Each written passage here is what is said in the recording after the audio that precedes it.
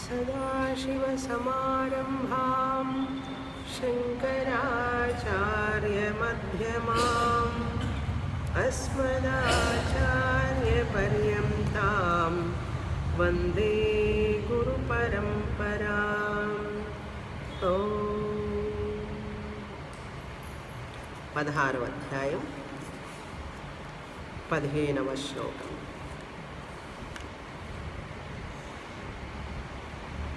ఆఢ్యోభిజనవానస్మి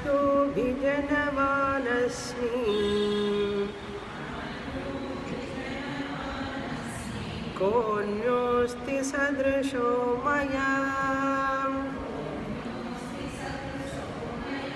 యక్షే దాస్యామి మోదిష్యే ఇత్యజ్ఞాన విమోహితాః.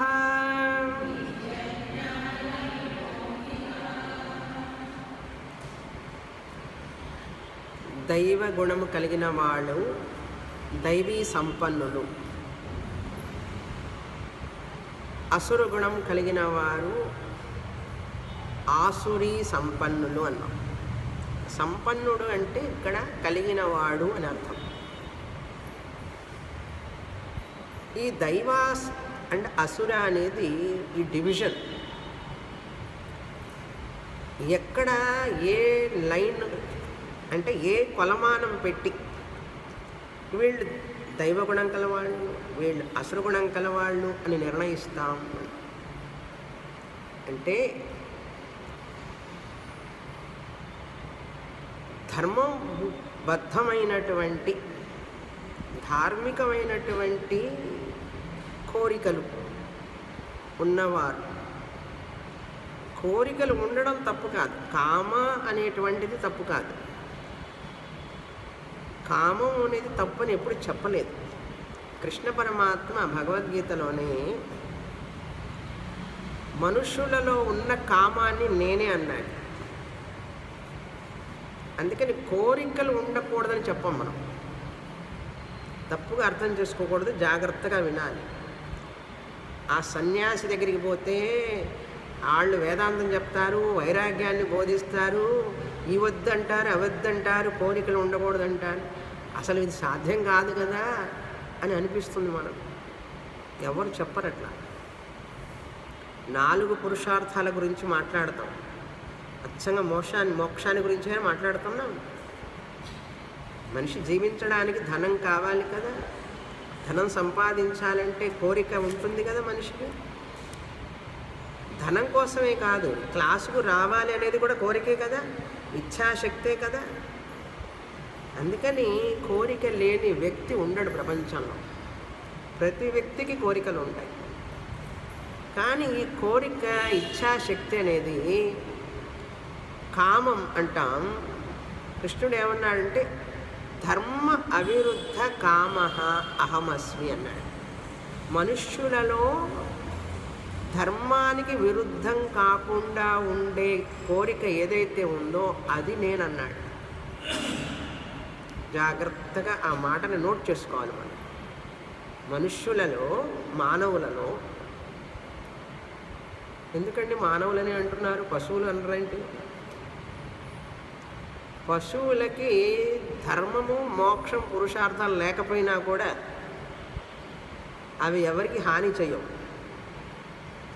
వాటికి అర్థకామాలే ఉన్నాయి. ఇల్లు కట్టుకోవడం, పిల్లల్ని చూసుకోవడం, ఆహారం సంపాదించుకోవడం, తినడం, నిద్రపోవడం, ఎంజాయ్ చేయడం, అర్థకామాలు వాటికి ఉన్నాయి. వాటికి ధర్మము మోక్షము చెప్పాల్సిన అవసరం లేదు. ఎందుకంటే అవి ధర్మం మోక్షం తెలియకపోయినా అనుసరించకపోయినా ఎవరికి హాని చెయ్యవు. వాటి వలన ఎవరికి హాని లేదు. అవి ధర్మము మోక్షం లేకపోయినా కూడా వాటి వలన ఎవరికి హాని లేదు, ప్రమాదం లేదు. కానీ మనిషి ఉన్నాడు చూసారా, వీడి గనక ధర్మము మోక్షము పురుషార్థాలు 2 లేకపోతే మహా డేంజరస్ ఫెలో వీడు. ఈ మనిషి చాలా హాని చేస్తాడు. కనుక శాస్త్రంలో ఒక శ్లోకమే ఉన్నది. ఏమిటి ఆ శ్లోకం అంటే,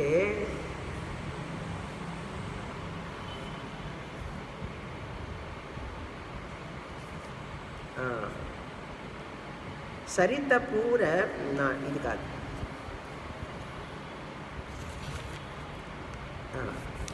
సర్ప క్రూర ఖలు, సర్ప క్రూర,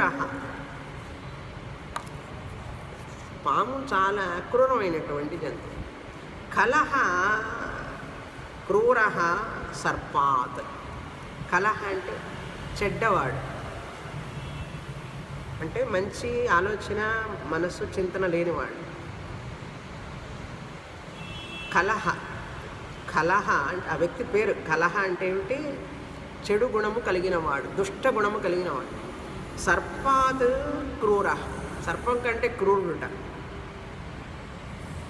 క్రూర తరహ కలహ, క్రూర తరహ అంటే చాలా క్రూరమైనటువంటి వాడు, అతి క్రూరుడు అన్నమాట పాము కంటే.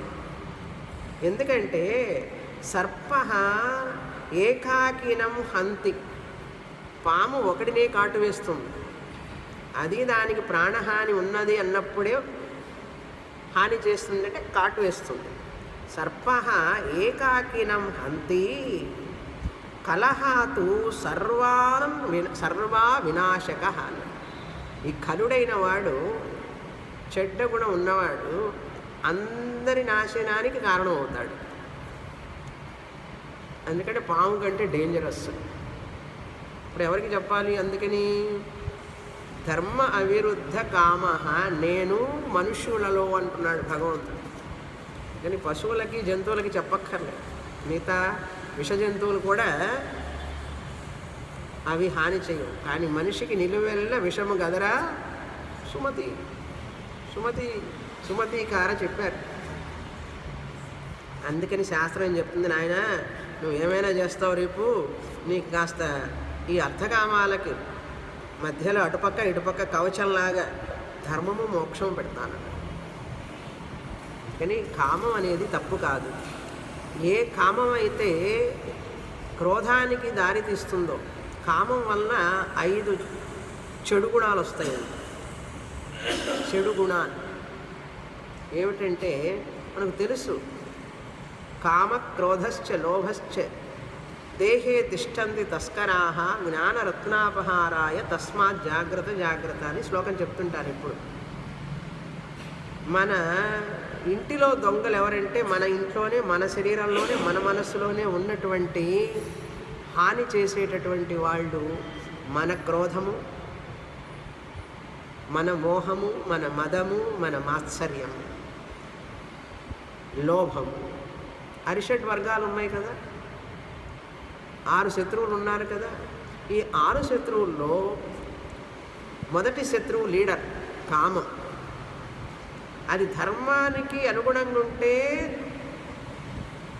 కామం ఉన్నది, దైవానికి అనుగుణంగా ధర్మానికి అనుగుణంగా ఉంటే వాళ్ళు దేవతలు, అంటే దైవగుణం కలిగిన వాళ్ళు. మానవులే దైవగుణం కలిగిన వాళ్ళు. ప్లస్ ధర్మ అండ్ కామ, కామ ప్లస్ ధర్మ దైవీ సంపత్తి, దైవగుణ సంపన్నులు. కామ మైనస్ ధర్మ, కామ మైనస్ ధర్మ అసురులు అని అర్థం. ఇంతే 2 తేడా. ఎంత తేడా? ప్లస్ మైనస్ అంతే. కోరిక ఉండొచ్చు, తప్పులేదు. ఆ కోరిక ధర్మంతో కూడి ఉండాలి. అది ఉంటే నీకు క్షేమం, లోకానికి క్షేమం.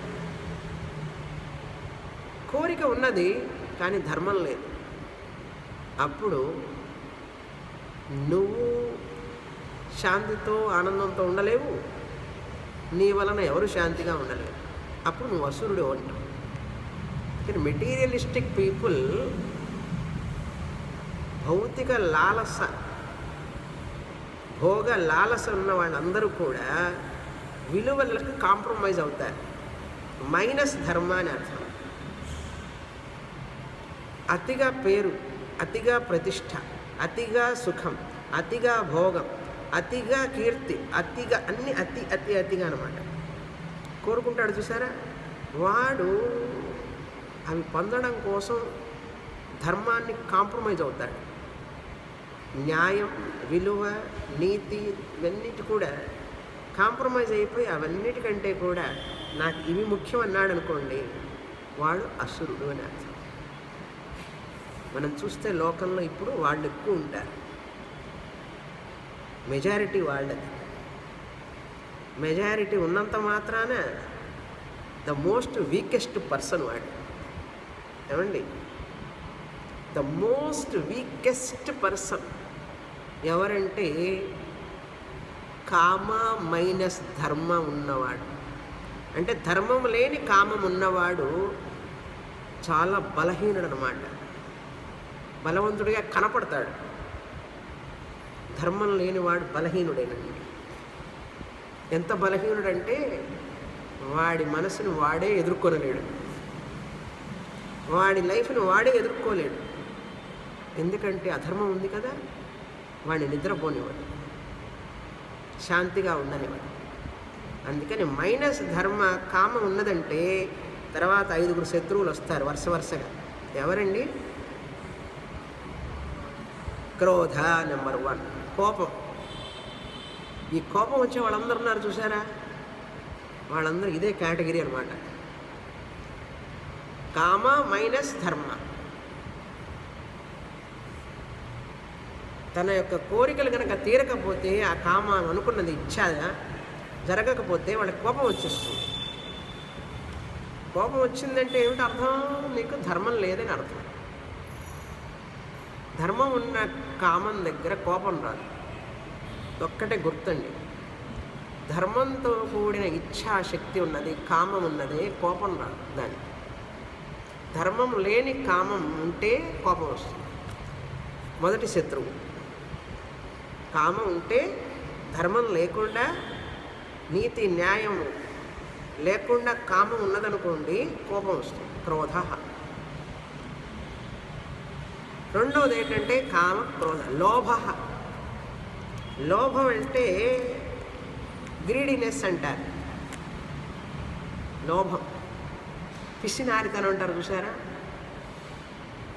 కామం ఎప్పుడైతే ధర్మం ఉండదో ఆ వ్యక్తుల పిసినారితనం వస్తుంది. ఇంకా ఇంకా చేర్చిపెట్టుకోవాలి, గ్రీడీనెస్ అన్నమాట. గాజులు చేయించుకున్నాం కదా అమ్మాయికి, మనవరాలికి, రాబోయే కోడలికి ఇప్పుడు చేయించి పెట్టాలి. ఇంకెప్పుడు నిద్రపోతావు నువ్వు? నీకు ఎక్కడ శాంతి ఉంటుంది? నువ్వు చేయించుకోవడానికే తపన పడి ఒక 10 సంవత్సరాలు పట్టింది. నేను చేయించుకున్న తర్వాత మళ్ళీ నేను వేసుకుని వాళ్ళకి లేకపోతే వాళ్ళు బాగుండదు కదా. అప్పుడు ఏం చేస్తారు వాళ్ళు? ఇంకాస్త ధనం సంపాదించి వాళ్ళకి కాస్త ఒక తొడుగు తొడుగుతారు. వాళ్ళకి తొడుగు దొరికితే మరి ఇప్పుడు కోడలు వస్తే మీ అమ్మాయికి వేసాక నాకు కోడల కోసం ఈ ఆలోచనతో సరిపోతుందండి. ఒక గాజులే కాదు, గొలుసులే కాదు, చీరలే కాదు, వస్తువులే కాదు, ఇల్లే కాదు, ఎన్ని రకాలు, ఒకటే రెండా. మళ్ళీ తర్వాత మనవాళ్ళు పుట్టిన తర్వాత మనవాళ్ళకి ఇవ్వకపోతే బాగుండదు కదా. అమ్మ ఇంత ఉంది నీ దగ్గర, మనవాడికి ఏమి ఇచ్చా ఉంటుంది కూతురు. మనవాడికి ఏం పెట్టాను అడుగుతారు, నోటితో తెచ్చి అడుగుతారండి. కూతురు మనవాడికి ఇస్తే కొడుకు మనవాడికి ఇవ్వాలి. కొడుకు ఉంటాడు కదా, కొడుకు పిల్లవాడు. అమ్మాయి అబ్బాయికి అయితే ఇచ్చా కానీ అబ్బాయికి ఇవ్వలేదు అంటే మనవాడికి. ఇట్లా వాళ్ళు వచ్చి నేను కబడిస్తుంటారు అటు ఇటు ఇటు. అట్లా అలవాటు పడి ముసలోళ్ళు పాపం దాన్ని చేర్చి పెట్టుకుంటారు. డబ్బులు లోభం అనమాట, విపరీతమైన లోభం. ఇది ఒక ఎగ్జాంపులేనండి నేను చెప్తున్నాను. ప్రతి ఫీల్డ్లో కూడా మనిషికి ఎప్పుడైతే ధర్మం ఉండదో కామం ఉంటుంది. కామం వలన క్రోధం వస్తుంది. ఆ క్రోధంతో పాటు లోభం కూడా పెరుగుతుంది. మనిషి అతి ఆశ, మోడరేషన్ ఉండదు, చాలు అనిపించదు. నువ్వు సంపాదించుకో, అసలు నేనెందుకు నీకు చేయించి పెట్టాలి? వాళ్ళకి కాళ్ళు చేతులు లేవా? వాళ్ళు సంపాదించుకోలేరు. నువ్వు బంగారం కొని చీటీ కట్టి ఎక్కడ తంగమాడి అక్కడ కట్టి వీళ్ళకి కొని దానికోసం నువ్వు రాత్రి పగళ్ళు చింతన చేసి అవసరమా? వాళ్ళని తృప్తిపరచడం కోసం, వాళ్ళని తృప్తిపరిస్తే నాకు సంతోషం. అంటే నా తృప్తి కోసం, నా సంతోషం కోసం వాళ్ళని తృప్తి పెట్టాలి, వాళ్ళని సంతోషపరచాలి. వాళ్ళని సంతోషపరచడం కోసం నేను దానం చేర్చుకోవాలి. దానికోసం ఏం చేయాలి? కొంచెం దానం చేయకుండా ఉండాలి. అవునా? తక్కువ దానం చేయి. ఎక్కువ చేస్తే వీళ్ళందరినీ పంచలేవు. పంచకపోతే నీకు వాళ్ళ నుంచి సుఖం రాదు, తృప్తి రాదు. ఇట్లా బతుకుతున్నాడండి మనిషి. ఈ విధంగా బతుకుతున్నాడు. ఇది అవసరమా అసలు? ఎవరో ఇస్తే సుఖం వచ్చేది కాదు. కామం, ధర్మం లేని కామం వలన క్రోధం వస్తుంది. క్రోధం వలన ఆ క్రోధంతో పాటు లోపము పెరుగుతూ ఉంటుంది మనిషికి. భగవంతుడు నువ్వు ఇస్తూ ఉంటే నువ్వు ఇట్లా ఇచ్చేస్తూ ఉండాలి. నువ్వు ఇస్తూ ఉన్న కొద్దీ ఆయన ఇస్తూ ఉంటాడు. నువ్వు ఇస్తూ ఉన్న కొద్దీ ఆయన ఇస్తూ ఉంటాడు. ఏమోనండి, ఆయన ఇస్తాడో ఇవ్వడం. ఆయన ఏం చేస్తాడు? బ్లాక్ చేస్తాడు. అక్కడ బ్లాక్ చేయగానే ఏమవుతుందంటే నీకు ఇక్కడ లోభం పెరుగుతుంది. ఇచ్చేవాడికి ఇస్తాడు కానీ ఇవ్వని వాడికి ఇవ్వడు భగవంతుడు. తెలుసా? ఇది విషయం, సీక్రెట్. క్రోధం, లోభం, తర్వాత మోహము, మరొక శత్రువు. ధర్మం లేని కామం ఉన్నప్పుడు మోహం వస్తుంది. ఏమిటా మోహం? ఈ శరీరం నేను కాదు, మనసు నేను కాదు, కానీ నేను అని అనుకుంటున్నాం కదా. ఎందుకు అనుకుంటున్నాం తెలుసా? ధర్మం లేని కామం ఉండడం వల్ల. ధర్మంతో కూడిన కామం ఉన్నదనుకోండి, అది శుద్ధమైన కామం. ఆ శుద్ధమైన కామం మనస్సుని నిర్మలం చేస్తుంది. ఆ నిర్మలమైన మనస్సుకి గురు ప్రాప్తి కలుగుతుంది. ఆ గురు ప్రాప్తి కలిగిన వ్యక్తికి జ్ఞానం వస్తుంది. జ్ఞానం కలిగిన వ్యక్తికి మోహం ఉండదు. ఇంత కనెక్షన్ ఉంది. ధర్మం లేని కామం ఉన్నవాడికి మనస్సు శుద్ధత ఉండదు. మనశ్శుద్ధి లేని వాడికి గురుప్రాప్తి రాదు. గురుప్రాప్తి లేని వాళ్ళకి శాస్త్రప్రాప్తి ఉండదు. శాస్త్రప్రాప్తి లేని వాళ్ళకి మోహం ఉంటుంది.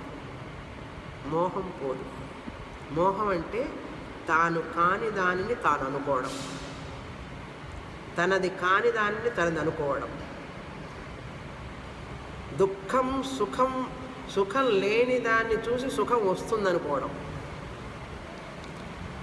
సుఖం లేని దాన్ని చూసి సుఖం వస్తుందనుకోవడం. ఎక్కడి నుంచి అయితే సెక్యూరిటీ నిజంగా లేదో అక్కడ సెక్యూరిటీ ఉందనుకోవడం. ఇదంతా మోహమే. ధనం వల్ల ఆనందం ఉంటాననుకోవడం మోహం. పేరు ప్రఖ్యాతులు ఉంటే ఆనందంగా ఉంటాననుకోవడం మోహం. మాంసపిండమైనటువంటి ఎముకల గూడుని చూసి తాననుకోవడం మోహం. మరొక మాంసపిండాన్ని చూసి పిల్లలు, అదొక మాంసం శరీరం, ఎముకల గూడును చూసి అత్యాశతో, అతి ప్రేమతో వాళ్ళ వల్ల నాకు సుఖశాంతులు ఉన్నాయనుకోవడం మోహం. ఎంత మోహమో చూడండి. వీటన్నిటికి కారణం ఏమిటో తెలుసా? ధర్మం లేని కామం. ఏమండి, ఇంత ధర్మం పాటిస్తే ఏమిటండి ప్రయోజనం అన్నాడు. ఇది ప్రయోజనం. చాలామందికి ధర్మం పాటించడం వల్ల ఏమంటా ప్రయోజనం ఏముంటుందంటే సత్యం పలకమంటారు. ఏమిటండి ప్రయోజనం అని అనిపిస్తుంది మనకు. ఎందుకంటే ఈ యొక్క ధర్మాన్ని పాటించడం వలన, దైవీ గుణాల వలన వెంటనే కంటికి కనిపించే ప్రయోజనం ఉండదు. అది విషయం. ఈ అధర్మం వలన, విలువలు లేనటువంటి జీవితం వలన పాటించడం వలన కంటికి కనపడే ఫలం కనపడుతుంది, కానీ ఇంకా లాంగ్ రన్లో మనకు శాంతి, సుఖం ఉండదు. కానీ జనం అందరూ కూడా షార్ట్ టర్మ్స్కి వెళతారు కదా. షార్ట్ టర్మ్ బెనిఫిట్స్, త్వరగా ఇన్స్టెంట్ కాఫీ లాగా. ఏమండి కాఫీ ఇస్తాను, ఒక అరగంట కూర్చోండి అంటే ఎవరండి కూర్చుంటారు? ఈ రోజుల్లో కూర్చుంటారా? ఇట్లా వస్తాను, కాఫీ తీసుకొస్తాను ఉండండి అంట, వెంటనే వచ్చేస్తారు ఒక్క నిమిషంలో. అట్లాంటి కాఫీ అయితే మాకు ఇష్టం అంట. అట్లాగే ఇక్కడ కూడా ఇన్స్టెంట్గా ఉండాలండి ఏదైనా ఫలం. అలా ఉంటే వింటాం. కానీ ఈ ధర్మం పాటించమంటే ఎప్పుడో వస్తుందట చిత్తశుద్ధి, ఎప్పుడో గురువుగారు వస్తారట, ఎప్పుడో శాస్త్రం చెప్తారట, అప్పుడు మనకు ఆనందం వస్తుందట. ఇవన్నీ అయ్యే పనులు కాదండి. అందుకని జనం ఎక్కువ మంది తాత్కాలిక ప్రయోజనాల కోసము, టెంపరీ బెనిఫిట్స్ వచ్చే దానికోసం వెళ్తారు. కానీ అక్కడ మనం ఎంత కోల్పోతున్నాము అని ఆలోచించాలి. ఎవరు? ఈ అసురులు. వాళ్ళ గురించి చెప్తున్నారండి. క్రోధ, లోభ, మోహ, తర్వాత మదం. ఎక్కడైతే ధర్మం ఉండదో ఆ కామం వలన మదం వస్తుంది మనిషి. ఆ ఇచ్ఛ వలన. మదం అంటే గర్వం, అహంభావం. దానివల్ల మహాహాని. అందుకే భారతం, రామాయణాల్లో ఈ కథలన్నీ చెప్పేది దేనికోసం తెలుసా? ఈ క్యారెక్టర్స్ అన్నీ ఉంటాయి. ఇవి ఉన్నవాళ్ళు, ఇవి లేని వాళ్ళు. అవి లేని వాళ్ళు దైవీ సంపత్తి ఉన్న క్యారెక్టర్స్ ఎంత ఉన్నతంగా రాణిస్తారు, అసుర సంపత్తి ఉన్న వాళ్ళు ఎంతగా పతనమైనారని చెప్తాయి మనకు రామాయణ, భారత, భాగవతాలు. జస్ట్ లైక్ స్టోరీస్ కాదండి అవి. ఎంత గొప్పవాళ్ళు అయినారు ఈ ధర్మం ఉండడం వలన, లేకపోవడం వల్ల ఎంత పతనమైనారు అని చెప్తాయి మనకు. తర్వాత మాత్సర్యం, 5వ శత్రువు. ఎన్నైనప్పటికీ క్రోధ, లోభ, మోహ 3, 4 మదం, మాత్సర్యం. మాత్సర్యం అంటే అసూయ, జలసి. అవతల వాడిని చూసి జలసి అన్నమాట. అసూయ పడడం. వాడికి ఎంత ఉంది అంతుంది, వీడికి ఉన్నది ఆల్రెడీ. అవతల వాడు బాగుంటే వీడికి నిద్ర పట్టదు. మాత్సర్యం అంటారు. ఎందుకంటే ధర్మం లేని కామం ఉండడం వలన మాత్సర్యం, అసూయ. దోషాన్ని చూడడం అందరిలో, అందరినీ తిట్టడం, అందరినీ నిందించడం అసూయ వలన. ప్రతి వాళ్ళని హీనంగా చూడడం, హీనంగా మాట్లాడటం, ఇలాంటివన్నీ చేసేవాడు ఎంత హాని చేస్తాడో తెలుసా సమాజానికి, కుటుంబానికి. తన మీద ఆధారపడిన వ్యక్తులకి అతను చేసే హాని అంతా ఇంత కాదు. ఒక వ్యక్తిలో కనుక ధర్మం లేకపోతే ఆ వ్యక్తిలో క్రోధ, లోభ, మోహ, మద, మాత్సర్యాలు వచ్చి ఆ వ్యక్తి నిజంగా చెప్పకూడదు, చెప్పితే కష్టంగా ఉంటుంది వినడానికి. చీడ పురుగు అనమాట. చీడ పురుగు లాంటి వాడు. చీడ పురుగు ఏం చేస్తా? తొలిచేస్తుంది, డొల్ల చేస్తుంది అంతా కూడా. తలుపులు, దర్వాజాలన్నీ కూడా తినేస్తుంది చీడ పురుగు. తినేసి డొల్ల చేసి అన్ని గడగడగడ పడిపోతాయి కింద. మనిషి కూడా అంతే. వాడిని డొల్ల చేస్తాయి, వాడి చుట్టూ ఉన్నవాడిని డొల్ల చేస్తాయి. అని డొల్ల అంటే ఏంటో సార్? ఖాళీ, షాలో అని అర్థం. ఎందుకు పనికి రాకుండా చేస్తాయి. అటువంటి వాళ్ళు సమాజంలో కనుక ఉంటే మహా డేంజరస్. ఆ సొసైటీ పైకి రాదు, ఆ సొసైటీ పటిష్టంగా ఉన్నతిని పొందలేదు. అటువంటి వాళ్ళు కనుక ఉంటే ఆ చీడ పురుగులను ఏరివేయాలి ముందు. ఎక్కడుంటే మనలో ఉన్నా సరే నువ్వు బాగుపడవు, ఇంకోళ్ళను బాగుపడనివ్వు. అప్పుడు భగవంతుడు ఏం చేస్తాడో తెలుసా? ఆయన హ్యాండిల్ చేస్తాడు. వీడిని లోకల్ వాళ్ళు గవర్నమెంట్ హ్యాండిల్ చేయలేదు ఏమండి, లా కోర్టులు కూడా హ్యాండిల్ చేయలేవు ఈ దుర్మార్గుడిని. భగవంతుడికి తెలుసు ఎప్పుడు హ్యాండిల్ చేయాలో, వాడు ఎట్లా హ్యాండిల్ చేయాలో. హ్యాండిల్ చేసి ఏం చేస్తాయి అన్నమాట? సంసార కూపంలో పడేస్తాయి భగవంతుడు. వీడిని నీచమైనటువంటి, నికృష్టమైనటువంటి జన్మ పొందేట్లు చేస్తాడు భగవంతుడు. వీళ్ళకి పాప భయం ఉండదు, దైవ భయం ఉండదు, దేవుడు అంటే భయం ఉండదు, పాప భీతి లేదు వీళ్ళకి అసలు. అటువంటి వాళ్ళు అసురులు అని అర్థం. అర్థమైందండి? కనుక ఏ మనిషిలోనైనా కామక్రోధ, లోభ, మోహ, మదమాత్సర్యాలు వచ్చినాయంటే తక్షణమే మెటల్ డిటెక్టర్ పెట్టి తక్షణమే వాటిని shoot at site orders. Shoot at site orders. ఆధ్యాత్మికంగా మనిషి ఎదగడు, మోక్షాన్ని పొందడం అంతకంటే ప్రశ్న లేదు. మనిషి పతనమైపోతాడు. నిన్న విన్నారు కదా, మన పంజాబ్ నుంచి ఎన్ని డ్రగ్స్ గంజాయి పంపించారు తెలుసా టెర్రరిస్టులు పంజాబ్లోకి గంజాయిని పంపించారు. డ్రగ్స్ అంటే మన యూత్ మొత్తాన్ని కూడా డొల్ల చేయడానికి చేసేసారు. ఆల్మోస్ట్ 85% 90% చేసేసారు. ప్రతి యువకుడు యువతి మొత్తం మాంద్యంలో పడిపోయినారు చాలామంది. అది జరుగుతున్నది సీక్రెట్గా, మీకు తెలియదు. అధర్మంతో ఒక జాతిని బలహీనం చేయడానికి రకరకాలైన శత్రువులు ఉంటాయి.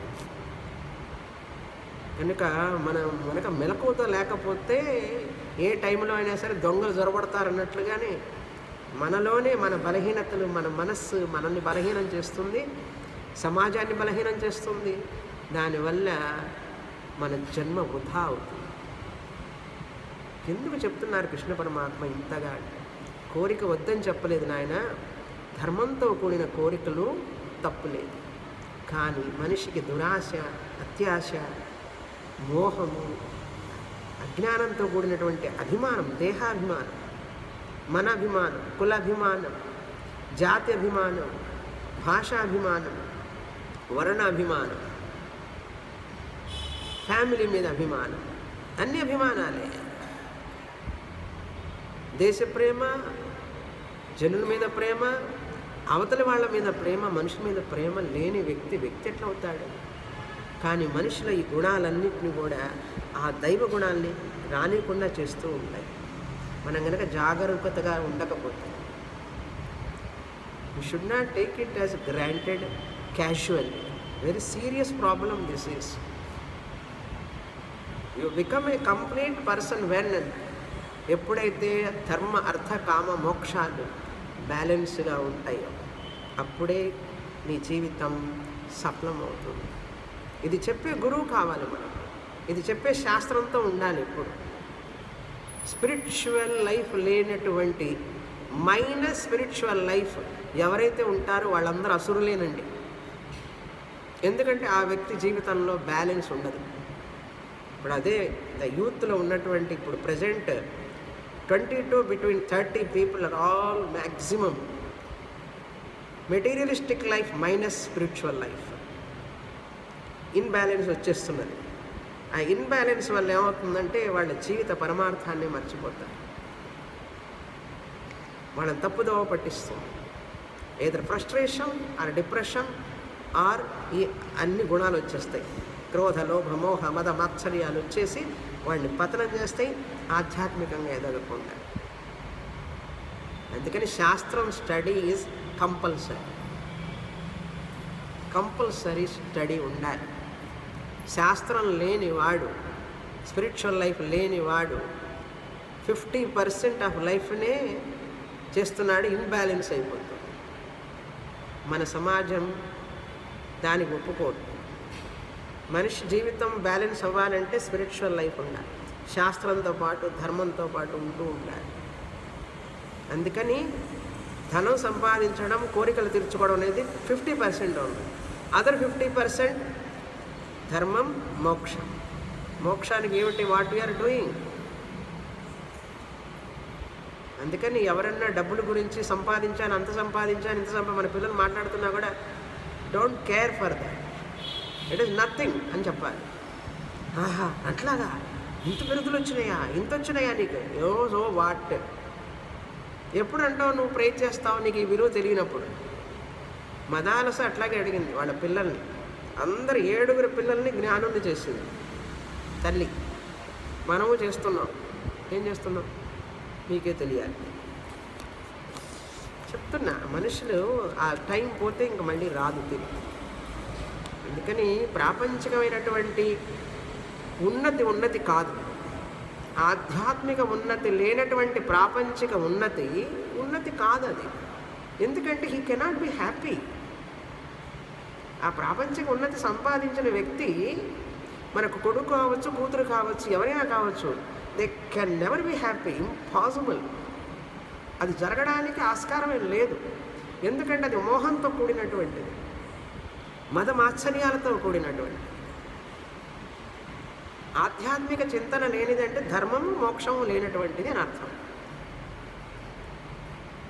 అంత బానిసలు ఎందుకు అయిపోవాలి ధనానికి? అవసరాలు ఉంటాయి, అవసరాలు లేకుండా ఎవరికి ఉండవు.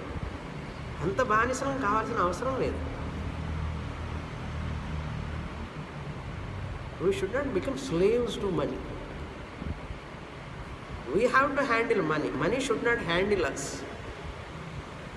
The day money handles us,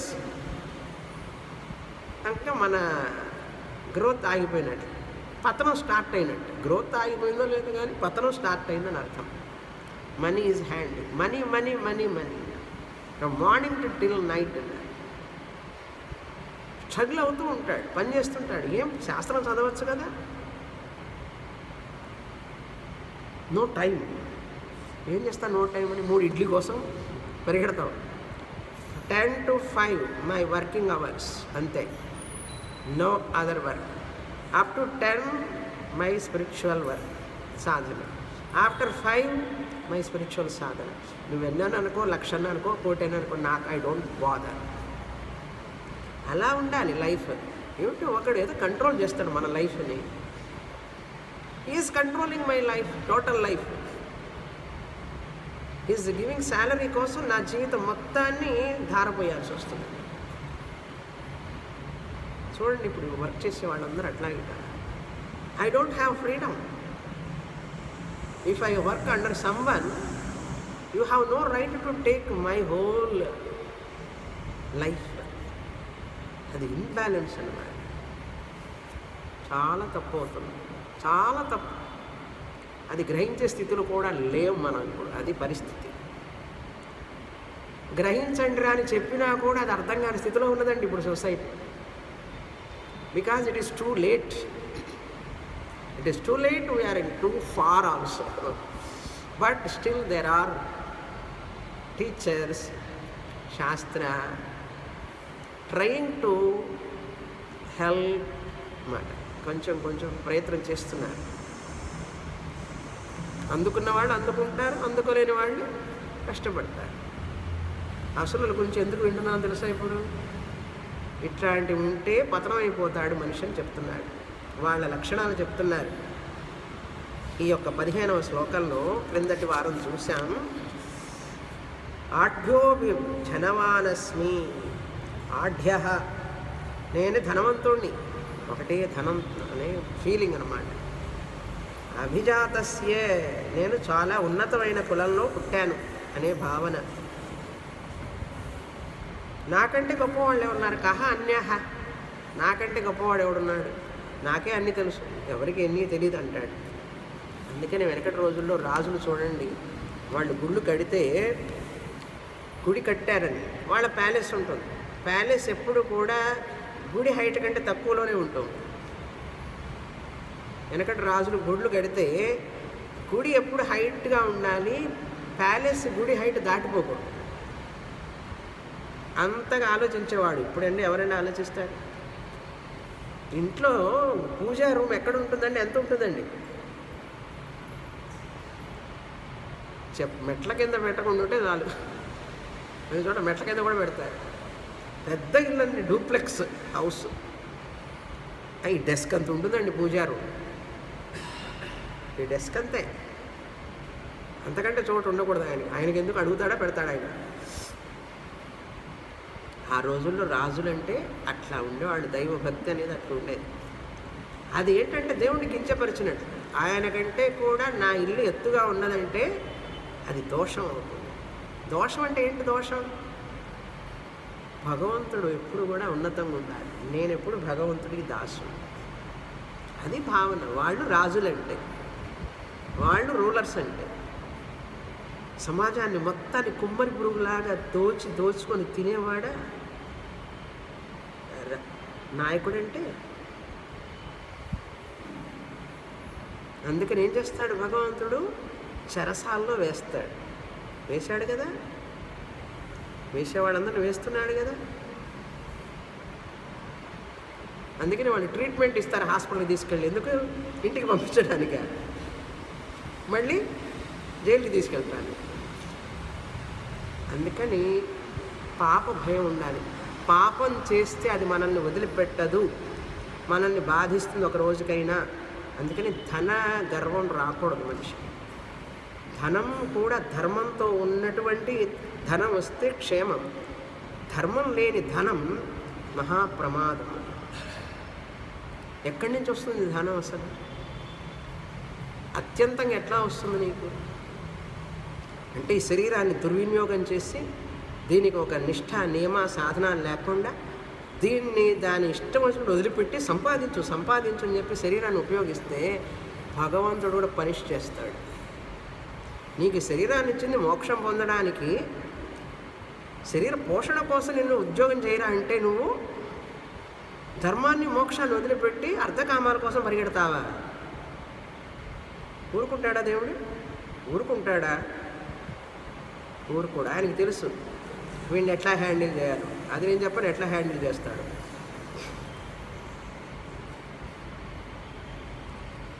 భగవంతుడి లా ముందు ఎవరైనా సరే తల ఒగ్గాల్సింది. ఏం చేస్తాడో తెలుసా? వీడి శరీరాన్ని, మనస్సుని, ఇంద్రియాలని ధనం కోసం పరిగెత్తాడు అనుకోండి, వాడికి కొద్ది రోజుల తర్వాత వారికి తిన్నది కూడా అరగనటువంటి స్థితిలో ఉంటాడు, నిద్రపోలేని స్థితిలో ఉంటాడు, అన్ని వ్యాధులతో కూడి ఉంటాడు. Is it not punishment?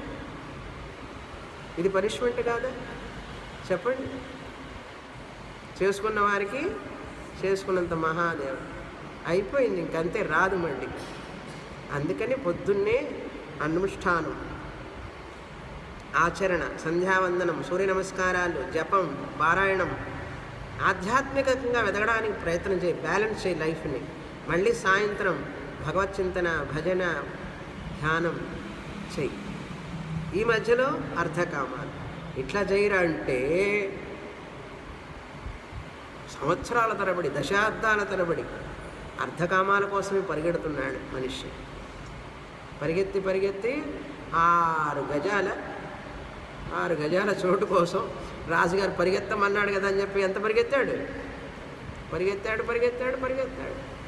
6 అడుగుల చోటు దొరికింది చివరికి. ఈ కథ వింటాం, వదిలిపెట్టేస్తాం. I like that story very much. చిన్నప్పుడు వినేవాళ్ళు, విని ఆ మెసేజ్ని మనం పాటించాలి. అందుకని కోరికలు తగ్గించుకో అంటుంది శాస్త్రం. ఉన్న కోరికలు కూడా ధర్మానికి అనుగుణంగా ఉండే కోరికలు ఉంచుకో. అప్పుడు భగవంతుడి అనుగ్రహం తప్పకుండా ఉంటుంది. దిగులు చింతపడాల్సిన పని లేదు. ధర్మమే భగవంతుడు, భగవంతుడే ధర్మం. 16వ చాప్టర్ అయిపోతుంది, 2 క్లాసుల్లో అయిపోతుంది. అయిపోయినా మనకెంత వచ్చింది అనేది ముఖ్యం కదా. ఆఢ్యో విజనవానస్మి కోణ్యోస్తి సదృశోమయ యక్షే దాస్యామి. నేను యజ్ఞాలు చేస్తాను, యాగాలు చేస్తాను, అందరికీ దానం చేస్తానంటాడు. ఆ దానం ఇంత చేస్తాను, అంత చేస్తాను గొప్పలు చెప్పుకుంటాడు. దాస్యామి మోదిష్యే, నేను ఆనందంగా సంతోషంగా ఉంటాను. నేను దాస్యామి అంటే ఇస్తాను. మోదిష్యే అంటే సంతోషంగా ఉంటాను అని అంటాడు. ఇది అజ్ఞాన విమోహితా. ఈ విధంగా అజ్ఞానంతో మోహితులైనటువంటి వారు మాట్లాడుతూ ఉంటారు అర్జున అన్నారు. కేర్ ఆఫ్ అజ్ఞాన విమోహితా అన్నారు. అంటే జ్ఞానం లేని వాళ్ళందరూ మాట్లాడే పద్ధతి అండి. జ్ఞానం ఉన్నవాడు, వివేకం ఉన్నవాడు మాట్లాడు. తర్వాత శ్లోకం 16. అనేక చిత్త విభ్రాంతాః మోహజాల సమాన్వితాః ప్రసక్తా కామభోగేషు పతంతి నరకేషు చ. ఇప్పుడు ఫలితాన్ని గురించి చెప్తున్నారు. ఈ అసుర గుణాలుండి ధార్మికమైనటువంటి జీవితం లేకపోతే, ఏమండి ధర్మం అంటే ఏదో సత్యం పలకడమే ధర్మం, ఎవరిని బాధ పెట్టుకుండా ఉండడమే ధర్మం అనుకోవడం కాదు. అది కాదు ధర్మం. ఆధ్యాత్మిక చింతన లేకపోవడం కూడా అధర్మమే. ఆధ్యాత్మిక చింతన, దైవభక్తి, దైవ పూజ, దేవుడి కోసం ఆయన చెప్పినట్టు మాటలను ఆచరించడం కోసం సమయాన్ని ఇవ్వకపోవడం కూడా అధర్మమే. పిల్లల్ని పెంచడం ఎంత రెస్పాన్సిబిలిటీయో, శాస్త్రం చదవడం కూడా అంతే నా బాధ్యత. ఈ సంగతి మర్చిపోకూడదు మనం. పెళ్లి చేసుకోవడం, ఉద్యోగం చేయడం, పిల్లల్ని కనడం, వాళ్ళని పెద్ద చేయడం, వాళ్ళకి ఉద్యోగాలు రావడం, వాళ్ళని చూసుకోవడం బాధ్యతే కదా, మన రెస్పాన్సిబిలిటీ కదా. కృష్ణుడు అంటున్నాడు అంతే రెస్పాన్సిబిలిటీ. మనిషిగా పుట్టిన నువ్వు మోక్షాన్ని పొందడం కోసం ఆధ్యాత్మిక మార్గాన్ని ఎన్నుకోవడం కూడా, శాస్త్రాన్ని చదవడం కూడా అంతే రెస్పాన్సిబిలిటీ, అంతే బాధ్యత.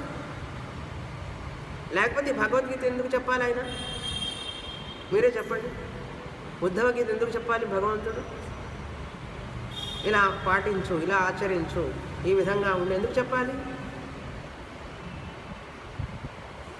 కనుక నువ్వు అది ఎంత బాధ్యతగా తీసుకుంటున్నావో, ఇది కూడా బాధ్యతని గుర్తుంచుకో.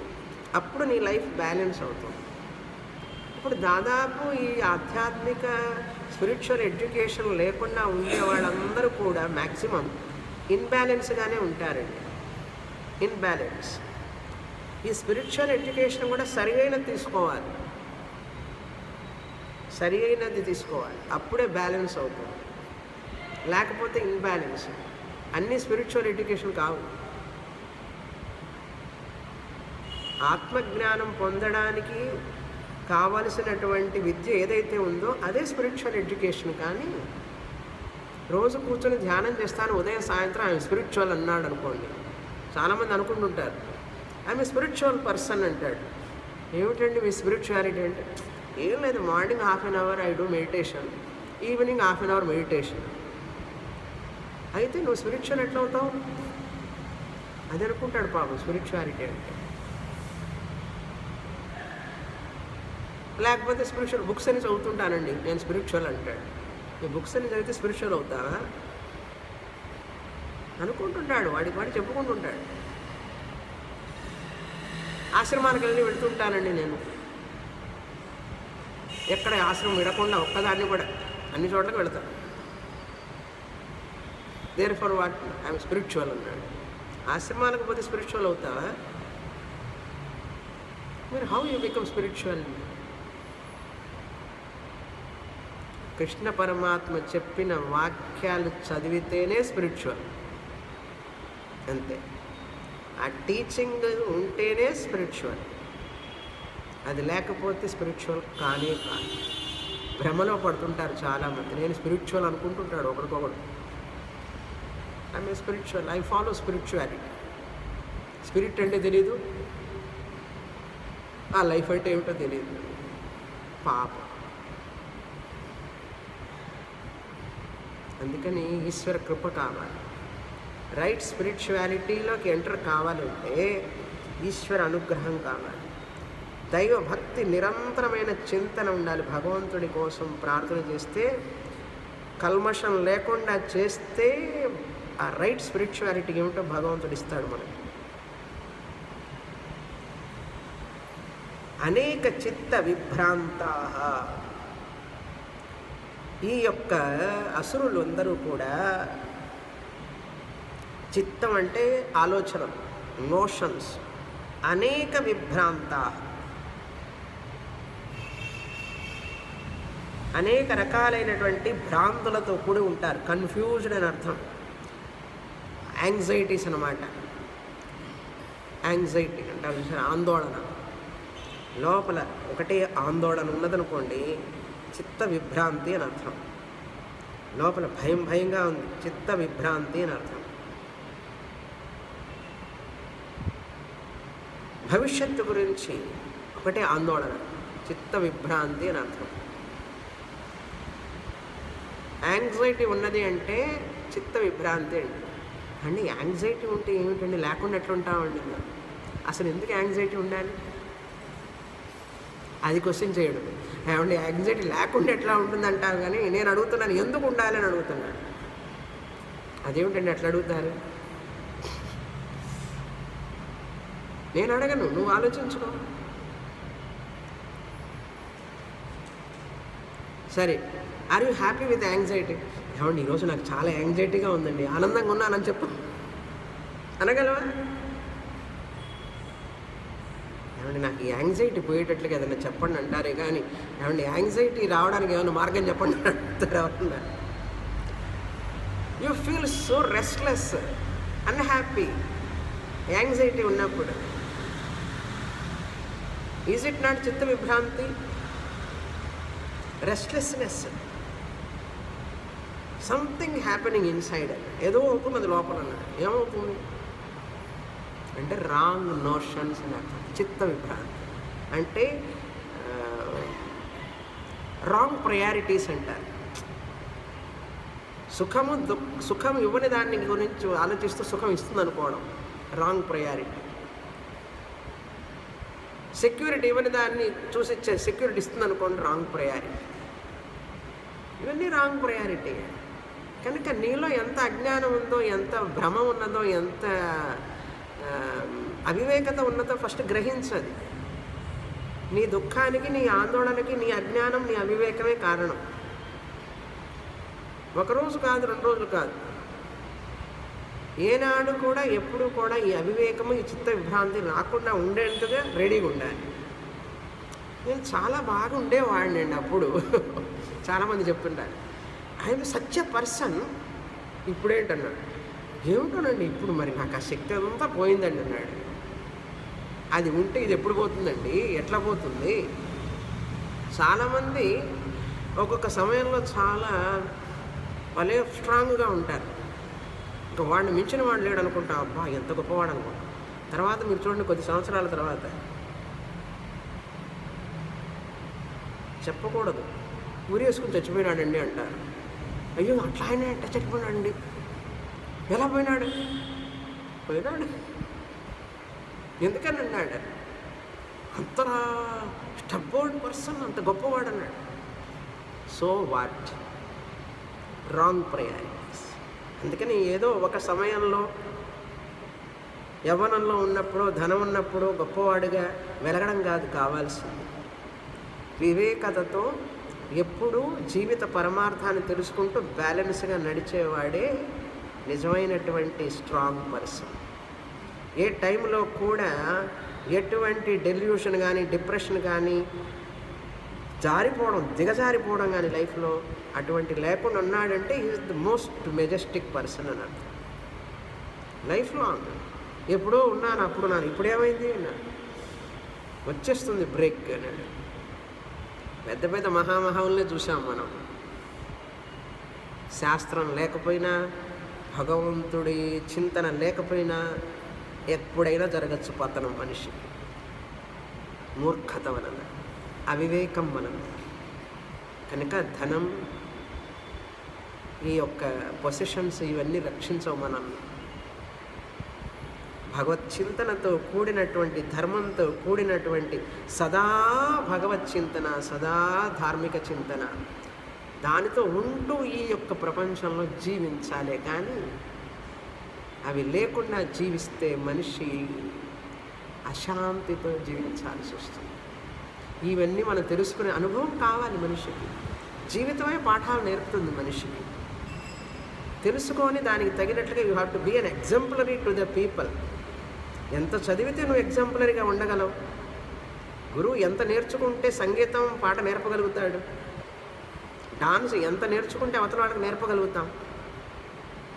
అదేవిధంగా తల్లి తండ్రి అయి ఉండి నువ్వు ఎంత జీవిత అనుభవాన్ని, ధార్మిక జీవితాన్ని అనుభవించి ఉంటే పిల్లలకి మార్గదర్శనం చేయగలుగుతావు.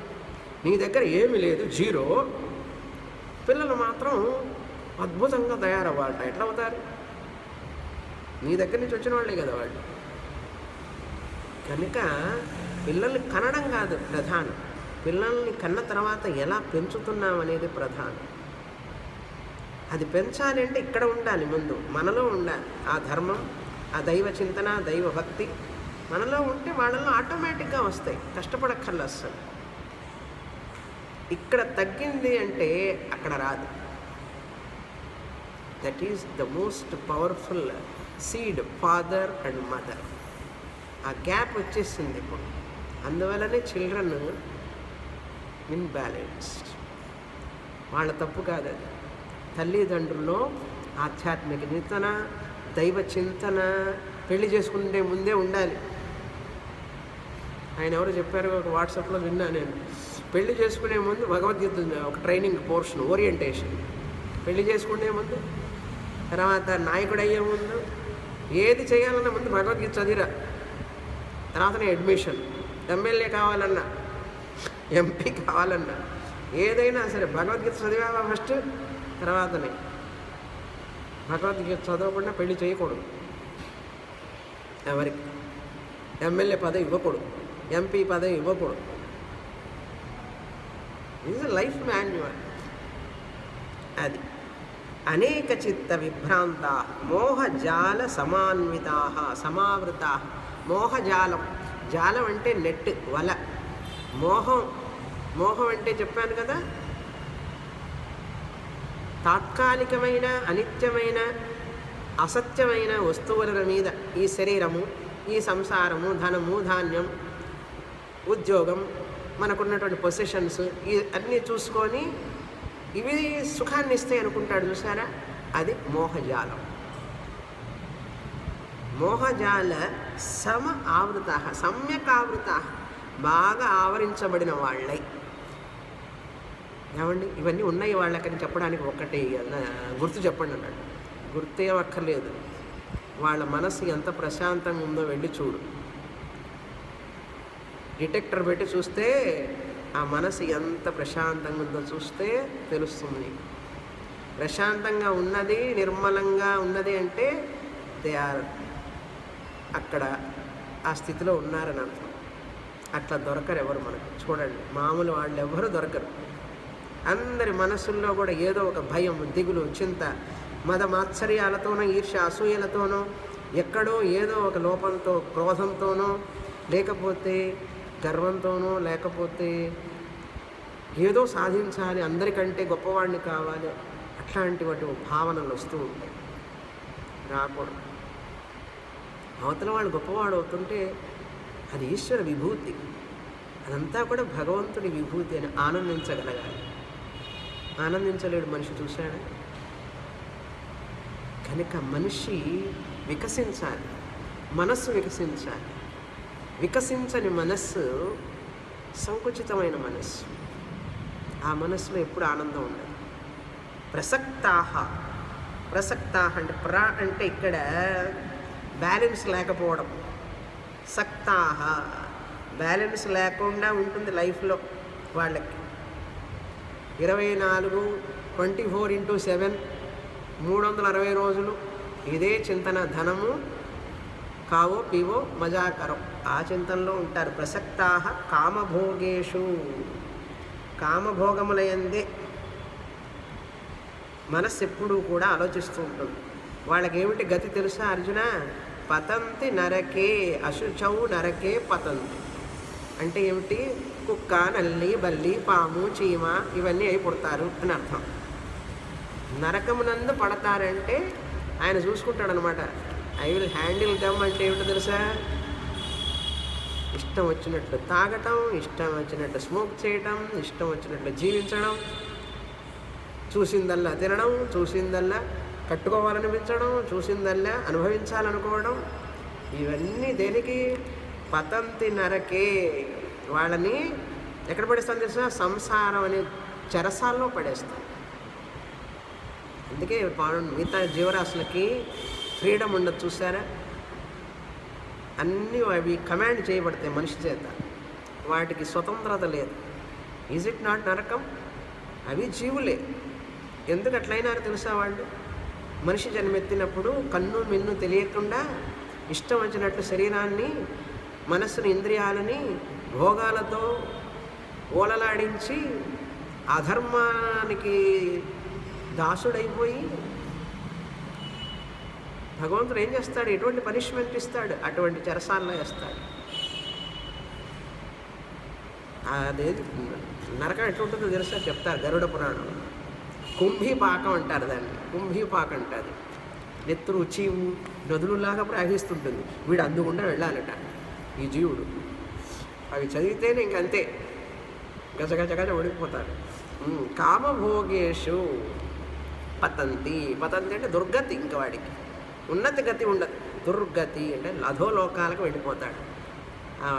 ఉంటాయి కదా నులి పురుగులు, వానపాములు.